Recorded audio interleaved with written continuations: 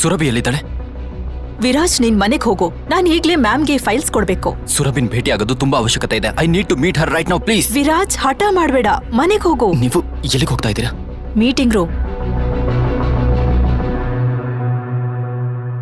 ಬಾಗಿಲು ತಟ್ಟಿ ತಮ್ಮ ಆಕ್ಸೆಸ್ ಕಾರ್ಡ್ ಬಳಸಿ ಮಿಸ್ಟರ್ ವರ್ಮಾ ಒಳಗ್ ಹೋಗ್ತಾರೆ. ಅವರ ಹಿಂದಿಂದ ವಿರಾಜ್ ಕೂಡ ಒಳಗ್ ನುಗ್ಬಿಡ್ತಾನೆ. ವಿರಾಜ್ನ ಈ ತರ ನೋಡಿ ಎಲ್ಲರಿಗೂ ಕೋಪ ಬರುತ್ತೆ. ಸುರಭಿ, ಈ ಪ್ರಾಬ್ಲಮ್ ಬಗ್ಗೆ ಸ್ವಲ್ಪ ಮುಖ್ಯವಾಗಿರೋ ವಿಷಯ ಮಾತಾಡ್ಬೇಕು. ವಿರಾಜ್, ಈಗ ಅದಕ್ಕೆ ಟೈಮ್ ಇಲ್ಲ. ಈಗ ನಾನೊಂದು ಇಂಪಾರ್ಟೆಂಟ್ ಮೀಟಿಂಗ್ ನಲ್ಲಿದ್ದೀನಿ. ಮತ್ತೆ ಈ ಮೀಟಿಂಗ್ ನನಗೆ ತುಂಬಾ ಮುಖ್ಯವಾದದ್ದು. 5 ನಿಮಿಷ ನನಗೆ ಟೈಮ್ ಕೊಡು. ಅವೆಲ್ಲ ಮಾತಾಡಕ್ ನನ್ನ ಹತ್ರ ಟೈಮ್ ಇಲ್ಲ, ಪ್ಲೀಸ್ ಹೋಗು. ಪ್ರಾಮಿಸ್, ನನ್ನ ಹತ್ರ ಪ್ರಾಬ್ಲಮ್ಗೆ ಸೊಲ್ಯೂಷನ್ ಇದೆ. ಇಲ್ಲಿ ಮೀಟಿಂಗ್ ನಡೀತಾ ಇದೆ. ಹೇಳ್ದೆ ಕೇಳ್ದೆ ಬಂದ್ಬಿಡ್ತಾನೆ ಬೇಕೂಫ. ಅಷ್ಟಕ್ಕೂ ಕಂಪ್ನಿ ಮ್ಯಾಟರ್ ನಲ್ಲಿ ನಿಂದೇನೋ ಕೆಲ್ಸ? ನಿನ್ ಯೋಗ್ಯತೆ ಏನಿದೆ? ಮೊದಲು ಈ ಮನುಷ್ಯನ ಇಲ್ಲಿಂದ ಹೊರಗೆ ಹಾಕಿ. ಇವನಿಂದಾನೇ ಎಲ್ಲ ಹಾಳಾಗ್ತಿರೋದು. ಸುರಭಿ, ನಿನ್ ಡಿಸಿಷನ್ ನೀನೇ ತಗೋ ಪ್ಲೀಸ್. ಸೆಕ್ಯೂರಿಟಿ, ಸೆಕ್ಯೂರಿಟಿ, ಇವನನ್ನ ಹೊರಗೆ ಬಿಸಾಕಿ. ಸರ್, ಇಲ್ಲಿ ನಾನ್ ಸಂಭಾಳಿಸ್ತೀನಿ. ನೀವು ಮೀಟಿಂಗ್ ವಾಪಸ್ ಹೋಗಿ ಪ್ಲೀಸ್. ಬಿಡಿ ಇವ್ರನ್ನ, ಬಿಡಿ. ಮೇಡಮ್, ಸರಿ, ಇವ್ರನ್ನ ಹೊರಗೆ ಹಾಕೋ ಕೇಳಿದ್ದಾರೆ. ಬಿಡಿ ಅವ್ರನ್ನ. ಅವನೇನ್ ಕಳ್ಳನಾ? ಇವ್ರು ಸುರಭಿ ಮೇಡಮ್ ಗಂಡ, ರಾವ್ ಗ್ರೂಪ್ನ ಮನೆ ಅಳಿಯ. ನೀವೆಲ್ಲ ಮರ್ತಿದ್ದೀರಾ? Sir, thank you Mrs Verma. ನಿಮಗೆ ಗೊತ್ತಿರೋ ಅಷ್ಟು ವಿಷಯಗಳು ಸುರಭಿ ಮತ್ತೆ ಅವರ ಅಮ್ಮನಿಗೂ ಗೊತ್ತಿಲ್ಲ. Thank you. ಈ ಪ್ರಾಬ್ಲಮ್ ಬಗ್ಗೆ ಮುಖ್ಯವಾಗಿರೋ ಏನೋ ವಿಷಯ ಮಾತಾಡಬೇಕು ಪ್ಲೀಸ್.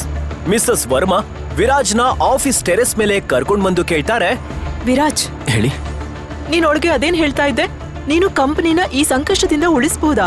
ಹೇಗೆ ಉಳಿಸ್ತೀನಿ ಅನ್ನೋದು ಇದನ್ನ ನಾನು ನಿಮ್ಮ ಹತ್ರ ಈಗ ಹೇಳಕ್ಕಾಗಲ್ಲ. ಆದ್ರೆ ನಿಮ್ಮಿಂದ ನನಗೆ ಸಹಾಯ ಬೇಕು ಮಿಸಸ್ ವರ್ಮಾ. ಕಂಪನಿಯ ಕೆಲವೊಂದು ಡೀಟೇಲ್ಸ್ ಬೇಕಾಗಿದೆ. ಯಾವ ತರ ಡೀಟೇಲ್ಸ್? ನಂಗೆ ಶೇರ್ ಹೋಲ್ಡರ್ಸ್ನ ಇನ್ವೆಸ್ಟರ್ಸ್ ಲಿಸ್ಟ್ ಬೇಕು. ಹಾಗೆ ಬ್ಯಾಲೆನ್ಸ್ ಶೀಟ್ ಕೂಡ ಒಂದ್ಸಲ ನೋಡ್ಬೇಕು. ಒಳಗಾಗಿದ್ ನೋಡಿ, ಕಂಪನಿಯ ಯಾವ ಸ್ಟಾಫ್ ಕೂಡ ನಿಂಗ್ ಸಹಾಯ ಮಾಡೋಕೆ ಮುಂದೆ ಬರಲ್ಲ. ಆದ್ರೆ ಒಬ್ರಿದ್ದಾರೆ, ಅವರು ನಿನ್ಗೆ ಹೆಲ್ಪ್ ಮಾಡಬಹುದು. ಅದು ನೀನ್ ಒಪ್ಪಿಸಿದ್ರೆ ಮಾತ್ರ. ಯಾರು? Rajamouli sir. I think he can help you. ಅವರು ಸುರಭಿ ಅವರ ತಾತನ್ ಜೊತೆ ತುಂಬಾ ಕ್ಲೋಸ್ ಆಗಿದ್ರು. ಯಾವಾಗಿಂದ ರಿಷಬ್ ಆಫೀಸಲ್ಲಿ ಬಂದಿದ್ದಾನೆ ಆವಾಗಿಂದ ಅವರನ್ನ ಸೈಡ್ಲೈನ್ ಮಾಡ್ಬಿಟ್ಟಿದ್ದಾನೆ. ಅವರು ಚೈನ್ ಸ್ಮೋಕರ್. 1 ಗಂಟೆಗೂ ಅವರು ಸಿಗರೇಟ್ ಸೇದೋಕೆ ಇಲ್ಲಿಗೆ ಬರ್ತಾರೆ.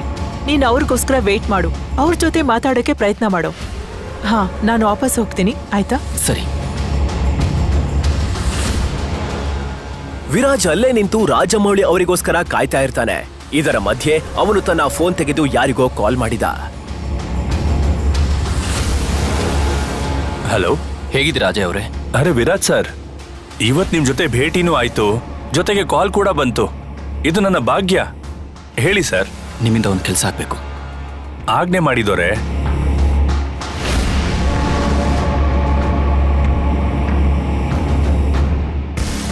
ನೀವು ಬೇಗಿದ್ರು ಡೀಟೇಲ್ಸ್ ತಗೊಂಡು ನನಗೆ ಕಾಲ್ ಮಾಡಿ. ಫೋನ್ ಇಡ್ತೀನಿ. ಬಾಯ್.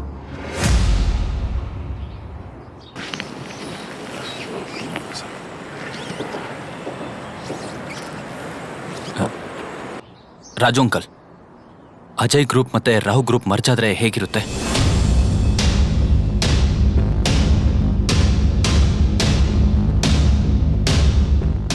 ಅಜಯ್ ಗ್ರೂಪಾ?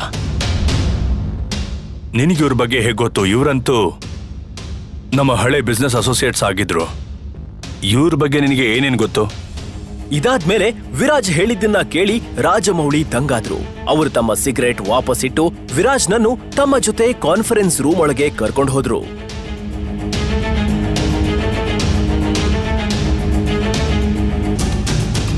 ಈ ನಾಲಾಯಕ್ ಬೇಕೂಫ ಇನ್ನೂ ಇಲ್ಲ ಇದಾನ? ನಿನ್ನ ಮಾತಿನ ಮೇಲೆ ಹಿಡ್ತಾ ಇರ್ಲಿ. ಈಗಲೇ ಡೌನ್ಲೋಡ್ ಮಾಡಿ ಹಾಗೂ ಕೇಳಿ ವಿರಾಜ್ನ ಅದ್ಭುತ ಕತೆ ವೀರಮಾಣಿಕ್ಯ. ಲಿಂಕ್ ಡಿಸ್ಕ್ರಿಪ್ಷನ್ ನಲ್ಲಿ ಇದೆ.